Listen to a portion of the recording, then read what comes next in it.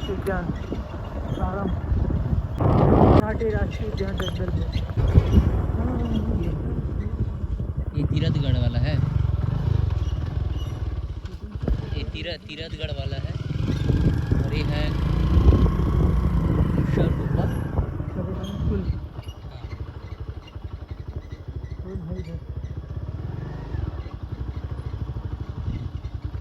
Bike allow है कि नहीं है?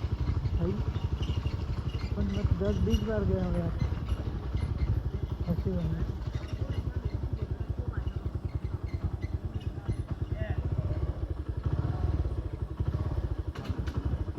कुटुमसर गुफा जा रहा हूँ। अभी नहीं है, बंद है। ऐसा कैसा बंद है भैया? 4 दिन पहले आके गया, अभी बंद हो गया। तो 4 दिन पहले आए थे तो पता नहीं कितना टाइम बोलता नहीं था। अभी चालू है 4 बजे है ना अभी। बाइक से जाएंगे, 10 बजे पर्ची ले जाएंगे। अभी शाम के 4 बजे हुए हैं और हम लोग अभी पहुँचे हैं तीरथगढ़ पे, जो कि हमारे भैया भी हैं साथ में। हेलो गाइस, बिल्कुल अभी 4 नहीं बजा है, 5 बजने को है। मेरे मोबाइल में टाइम देखा 4:40 हो चुका है। आपको बता दूं, हम लोग निकले थे कुटुमसर गुफा जाने के लिए, लेकिन शाम का समय हो गया था और कहीं ना कहीं मौसम भी ख़राब चल रहा है अभी बस्तर में, इसलिए कुटुमसर जाने के लिए हमें वहाँ पे रोक दिया गया। लेकिन हम लोग उसके बाद वहाँ से तुरंत गाड़ी लेके निकले और सीधे तीरथगढ़ की ओर आ गए। आपको बता दूं, इस वक्त हम गगनचुंबी पर्वत के ऊपर खड़े हैं। आपको मेरे पीछे जो दिख रहा है, यहाँ से पानी जो गिर रहा है, खूबसूरती, ये छल छल करते जो आवाज़ आ रही है, ये हर व्यक्ति के मन को भा जाती है। इसलिए मैं मन को भा जाती कह रहा हूँ क्योंकि जो बस्तर का चित्रकूट और तीरथगढ़ दोनों एक ऐसे जलप्रपात है जो पूरे भारत में प्रसिद्ध है और यहाँ पे लगातार विदेश से भी जो लोग हैं इसको देखने के लिए यहाँ तक आते हैं। और हम आपको इसलिए यहाँ पे लेके आए हैं क्योंकि हम तो आना नहीं चाह रहे थे, लेकिन फिर भी हम यहाँ पे आपको इसलिए लेके, आप लोग सब तो तीरथगढ़ चित्रकूट को देख लिए हैं, लेकिन फिर भी हम आपको आज कुछ अलग हिसाब से मैं आपको चित्रकूट को दिखाऊंगा, क्योंकि जिस चित्रकूट को आपने देखा है वो कुछ और है और हम आपको कुछ और तरीके से चित्रकूट दिखाएंगे, क्योंकि यहाँ पे कई रहस्यमय मंदिर भी है। आपको बता दूं, जो पानी के बीच में टापू में एक रहस्यमय 2-3 मंदिर हैं जहाँ पे हर दिन कई जो वानर हैं वहाँ पे पहुँचे रहते हैं। मैं वानरों की बात इसलिए कह रहा हूँ क्योंकि जो इस दरभा से चित्रकूट आने के रास्ते में हमें बहुत सारे वानर मिले थे और यहाँ पे भी हमने जब ऊपर से देखा, और मैं इस वक्त ऊपर में खड़ा हूँ, उधर जो है एक वाटरफॉल है उधर से और लोग नीचे हैं, और इस वक्त हम लोग ऊपर है, बड़ा मुश्किल से ऊपर चढ़े हैं क्योंकि परमिशन नहीं था ऊपर आने का, लेकिन हम लोग ऊपर आए हैं। और आपको बता दूं, उस खास मंदिर की मैं ऐसी विशेषताएं आपको बताऊंगा जिससे सुनकर आप भी दंग रह जाएंगे। हम नीचे जा रहे हैं, नीचे जाने के बाद आपको आगे का वीडियो दिखाते हैं।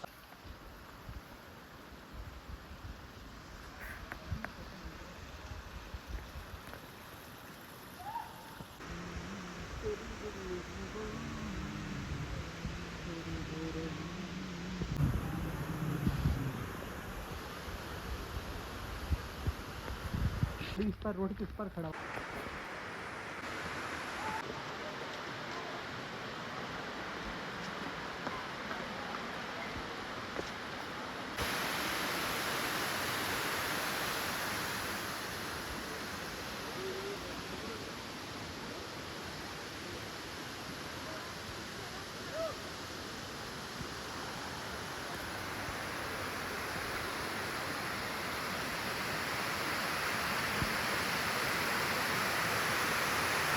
चलिए, इस वक्त मैं तीरथगढ़ जलप्रपात के बीचों बीच बैठा हुआ हूँ। आपको मैंने इससे पहले बताया था कि यहाँ के मंदिर जो है रहस्यमय मंदिर है, क्योंकि ये मंदिर लगभग 1936 में बनाया गया था। आप मेरे जो पीछे मंदिर देख रहे हैं, ये पहाड़ के टीले के ऊपर बनाया गया है, और पीछे जो देख रहे हैं वो जलप्रपात है, और नीचे देखिएगा तो एक खाई है। और सोचिए 1936 में इस मंदिर को यहाँ के आदिवासियों ने बनाया था। वो भी एक खास बात इस मंदिर की यह है कि इस मंदिर को केवल पत्थरों के सहारे बनाया गया, और इस मंदिर का नाम प्राकृतिक देव भी रखा, क्योंकि बस्तर के आदिवासी आज भी जल जंगल ज़मीन को पूजते हैं, इसीलिए उन्हें अपने लगाव उनके इस पर्यावरण से, उनके जल जंगल ज़मीन से जुड़ा रहता है। इसी के लिए इस मंदिर का नाम भी प्राकृतिक देव मंदिर रखा। खास बात आपको बता दूं, इस मंदिर में हर बरसात के मौसम में एक जो तीर्थगढ़ है पूरा लबालब पानी से भरा रहता है। किंतु परंतु अब जो चाहे सोचिए कि इस जो मंदिर के यहाँ पे जहाँ पे मैं बैठा हूँ, इस मंदिर के आसपास थोड़े भी पानी नहीं रहती है। क्यों? क्योंकि ये किसी चमत्कार से कम नहीं है। अब सोचिए, जब यहाँ के आदिवासी लगभग 1936 में, मैंने यहाँ के जिया पंडित से जब बात किया, उन्होंने बताया कि लगभग 1936 में इस यहाँ के मंदिरों का निर्माण हुआ। अब सोचिए, उस समय ना तो यहाँ पे कोई इंजीनियर हुआ करते थे, ना ही कोई बुद्धिजीवी लोग, फिर भी यहाँ के जो आदिवासी हैं वो इस मंदिर को इस पूरे माहौल के बीच में, यानी बोले तो केंद्र बिंदु में बनाया। और साथ ही आपको भी आश्चर्य होगा कि इस मंदिर में इतने भारी बरसात, बस्तर का बरसात के बारे में आप तो जानते हैं कि साल भर का मौसम और बरसात के मौसम कैसा रहता है। फिर जब ये पानी पूरी तरीके से भर जाता है, यहाँ पे पर्यटन लोगों को आने नहीं दिया जाता है। पर्यटक लोग जो आते हैं उनको भी ऊपर से दूर से दिखाया जाता है, नीचे उतरने किसी को नहीं दिया जाता। लेकिन इस मंदिर में थोड़ी सी भी पानी नहीं रहती है।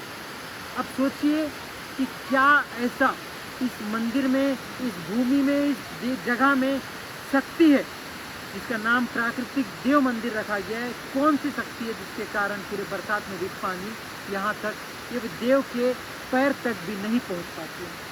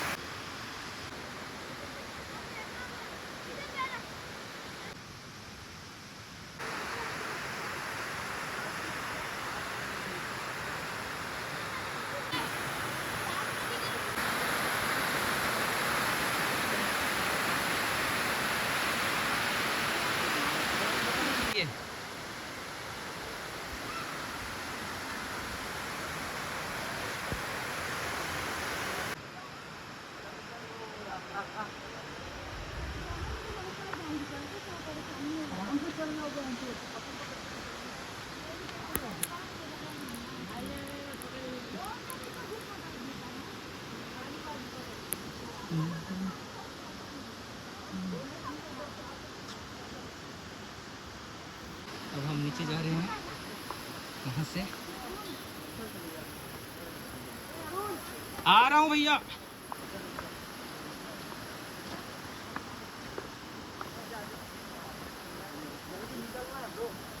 ओके।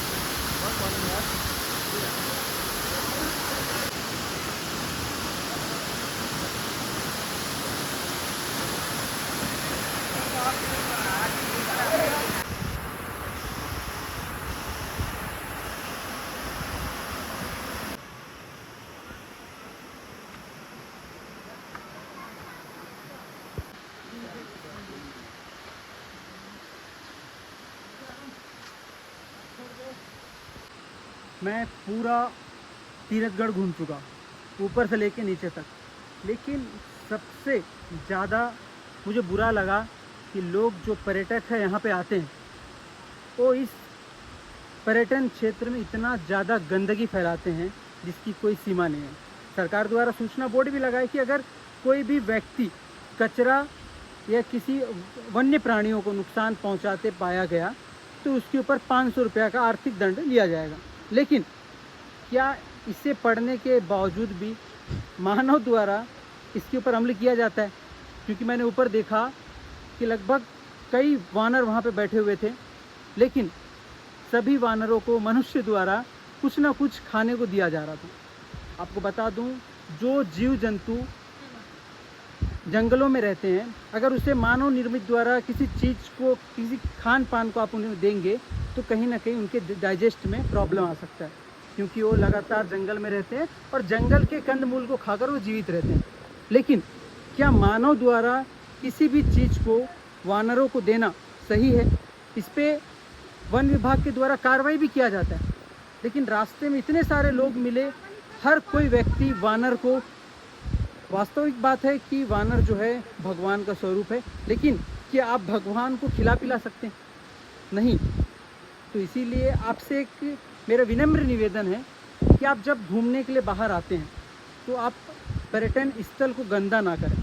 और दूसरी सबसे बड़ी बात, अगर बस्तर के क्षेत्र में आप घूम रहे हैं तो यहाँ पे वानर बहुत ज़्यादा आपको मिलेंगे, तो आप किसी भी वानर को किसी भी प्रकार की चीज़ें को खाने ना दें, क्योंकि कहीं ना कहीं इनसे उनका जो डाइजेशन सिस्टम है वो ख़राब होता है और कहीं ना कहीं इससे वो उनकी मृत्यु भी हो सकती है। तो इसके जिम्मेदार आप स्वयं रहेंगे। धन्यवाद। शायद आप लोगों को मेरी बात समझ में आ रही होगी और मेरी बातों पे आप अमल करेंगे, इतना मुझे पता है। ये था